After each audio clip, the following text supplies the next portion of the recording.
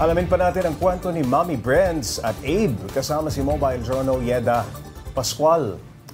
Yeda, anong paliwanag ng mga espesyalista? Bakit pa nagkakaroon ng autism? Pops Ray, until now, wala pa talagang tiyak na dahilan kung bakit nagkakaroon ng autism. Pero may mga pag-aaral na nililink ito sa genetics o nasa lahi at saka sa environment ng isang bata. So kasi Pops Ray, as early as 5 years old pababa, nakikita na yung mga signs kapag may autism yung isang bata. Sa case nga ni Abe, 2 years old siya noon. At kapag kasi Pops Ray, may autism yung isang tao, meron silang mga developmental delays. So pwede sa communication, sa kilos, kaya nahihirapan silang intindihin yung mga tao sa paligid nila. So at may mga para signs, sa ano pa lang, as early as 5 years old, may mga signs na ay, may autism ito. Yes, so sa kaso ni Mommy Brens, no, dito kay Abe, paano niya nalaman? At 5 years old pa lang si Abe, nalaman niya na.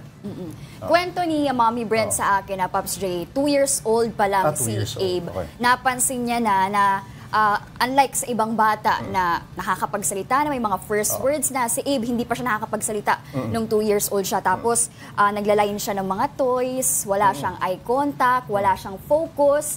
Tapos kapag tinatawag siya, hindi siya nakakarinig yung sa mga paligid niya, yung mga tao sa paligid niya. Tapos hyperactive, no sense of danger. So ilan yun sa mga signs na napansin niya nung 2 years old si Abe. Nabanggit din ni Mommy Brens na medyo magastos din mag-alaga, no, ng anak na may autism. Ano-ano yung mga pinagkakagastosan at ano yung mga tinututukan kapag may autism ang iyong anak? Tama ka dyan, Pops Ray, kasi kailangan nila ng special attention at depende yan sa i-recommend ng developmental pedia. So, syempre, andyan yung sa speech. Kailangan nila ng speech therapist. Pagdating naman sa behavior, andyan yung ABA or yung Applied Behavior Analyst. Pagdating naman, syempre, sa life skills, kailangan nilang matuto niyan. Importante yan. Kailangan naman nila ng occupational therapist. So, lahat yan kailangang pagdaanan at puntahan ng mga batang may autism. May kaakibat na gastos, halimbawa yung pagpapacheck up, yung therapy. Siyempre, therapist, babayaran mo yan, no? Regular yan eh. Yes, Jay, kailangan talagang tutukan yung mga ganyang bagay. Dito sa ating bansa, may mga support groups ba? Yung mga magulang, halimbawa, no? Na merong autistic na bata.